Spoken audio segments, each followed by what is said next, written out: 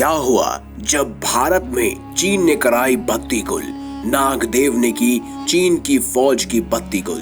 जी हाँ दोस्तों, हाल ही में पंकज मिश्रा जो कि इंडियन आर्मी की तरफ से गलवान घाटी में चीन से लड़ रहे थे, उन्होंने हमारे साथ एक ऐसी कहानी को साझा किया जिसे सुनकर आपके भी रोंगटे खड़े हो जाएंगे। आप देख रहे हैं महादेव दर्शन। दोस्तों, क्या आप जानते हैं कि हाल ही में एक खबर के अनुसार चीन की पूरी तैयारी थी कि वो मुंबई की बिजली गायब कर देंगे और ठीक उसी तरह पूरे भारतवर्ष की बिजली खत्म करने वाले थे और भारत में अंधकार कई दिनों तक होने वाला था। दोस्तों, बीते साल गलवान घाटी में भारतीय सैनिकों से झड़प में मात खाने के बाद चीन ने भारत में साइबर अटैक की कोशिश की थी। दोस्तों, आपको बता दें कि गलवान हिंसा के 4 महीने बाद मुंबई में अचानक बत्ती गुल होने की वजह से ट्रेन बंद हो गई थी और स्टॉक मार्केट भी ठप हो गया था। बत्ती गुल होने से शहर के करीब 2 करोड़ लोग अंधेरे में डूब गए। अस्पतालों में इमरजेंसी जनरेटर चालू करने पड़े थे ताकि वेंटिलेटर चलते रहे। और ये वही देश था जब भारत में कोरोना अपने चरम पर जा रहा था।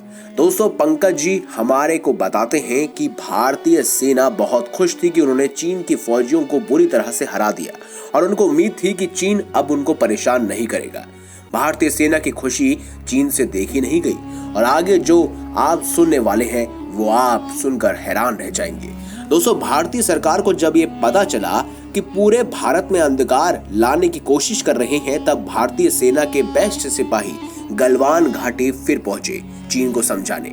एक अखबार के अनुसार चीन की ये योजना थी कि अगर गलवान में भारत दबाव बनाता है तो वह पूरे देश को अंधकार में डुबा देंगे। पंकज जी बताते हैं कि जब कुछ भारतीय सैनिक गलवान वापसी पहुंचे तो उन्होंने देखा कि हिमालय में जारी गतिरोध के बीच चीन मालेवर भारत में बिजली सप्लाई के कंट्रोल सिस्टम में घुस चुके थे। जब ये बात भारतीय फौजियों को पता चली तो उनको बहुत दुख हुआ। वो समय पर नहीं पहुंच पाए और चीन पहले से ही सभी सिस्टम छेड़ चुका था। जिस दिन पंकज और उनके सभी फौजी साथी गलवान की घाटी पहुंचे, उनको इस खबर का पता लगा तो वो बेहद हताश से हो गए। जब वो आराम करने के लिए एक जगह पर रुके तो आसपास हद से ज्यादा कोहरा छा गया और उस दिन आगे वह नहीं बढ़ पाए। रात को जब वो आराम करने लगे तो उनको पास में ही कोई आवाज सुनाई दी। पंकज जी और उनके सभी फौजी साथी खड़े हुए और उन्होंने देखा कि चीन फौजों ने उन्हें चारों ओर से घेर लिया है। भारतीय सेना संख्या में कम थी। चीन के फौजी उनसे बोले कि हम भारत में अंधकार तो जरूर लाएंगे, साथ ही तुम्हारे मृत शव भी भारत को भेंट कर देंगे। ये सुनकर अवश्य ही किसी भी भारतीय नागरिक का खून खौलेगा। ये सुनते ही पंकज जी और उनके साथियों ने अपने हथियार निकाल लिए और लड़ने को तैयार हो गए। जब मुठभेड़ शुरू हुई तो हमारे सैनिकों का बुरा हाल था। संख्या भी कम थी और हथियार भी कम। पंकज जी ने चारों ओर अपने फौजी भाइयों को जी जान से लड़ते हुए देखा।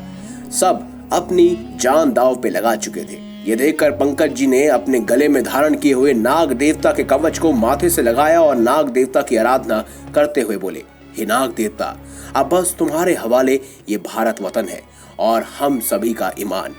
भोलेनाथ के हैं प्यार नाग देवता, करते हैं पूरी सभी की मनोकामना। होंगे हम सब पूरे आप सबके, अगर रही आपकी शुद्ध भावना। दोस्तों, पंकज जी बताते हैं कि कुछ ही क्षणों के बाद उन सभी के पैरों तले की जमीन खिसकने लगी। सब डर के मारे जहां थे वहीं खड़े रहे। बहुत दूर तक धरती कांपी और एकदम से ऊपर की चट्टान में दरार पड़ने की आवाज आई। दोस्तों, डर के मारे सभी के गले सूख गए, पर देखते ही देखते हिमालय की बर्फीली चट्टान को फाड़ते हुए बाहर निकले नाग देवता। पंकज जी बताते हैं कि उनका शरीर सामान्य नाग से बेहद विशाल था। उनको देख सभी की रूह कांप गई और नाग देवता ने आगे बढ़ते हुए चीन के फौजियों की तरफ हुंकार भरने शुरू कर दी। वो अपने मुंह से ज्वाला उगल रहे थे। चीन के सभी सैनिक अफरा तफरी में चीखते हुए भागने लगे। तभी अन्य सांप चट्टान की दरार से निकल आए और उन सैनिकों को अपने वश में करने लगे। उन सभी के हाथ और पैर पर लिपट गए और उनको अपनी जगह पर स्थिर कर दिया। पंकज जी बताते हैं कि एकदम से कोहरा साफ होने लगा। भारतीय फौजियों को यह मौका मिल गया कि वो आगे बढ़े और उन्होंने जल्द से जल्द बिजली के सप्लाई को जाके ठीक किया। जब पंकज जी और उनके साथ के फौजी मौके वारदात पे वापस पहुंचे तो उन्होंने देखा कि वहां तो ना तो नाग देवता थे और ना ही चीनी फौजी, ना ही कोई अन्य नाग। ये देख के वह सभी हैरान थे। पंकज जी ने बताया कि नाग देवता ने जिस तरीके से भारतीय फौज की मदद की, उससे वो सदैव आभारी रहेंगे और पूरा भारतवर्ष उनका आभारी रहेगा। इसी क्रम में आप भी आगे बढ़िए और कमेंट बॉक्स में हर हर नाग देवता और हर हर महादेव अवश्य लिखें। वीडियो अच्छी लगी है तो लाइक करें, चैनल को सब्सक्राइब करें और ज्यादा से ज्यादा शेयर जरूर करिएगा। मिलेंगे अगली बार एक नई खास वीडियो के साथ। तब तक के लिए बहुत बहुत धन्यवाद। देखते रहिए महादेव दर्शन।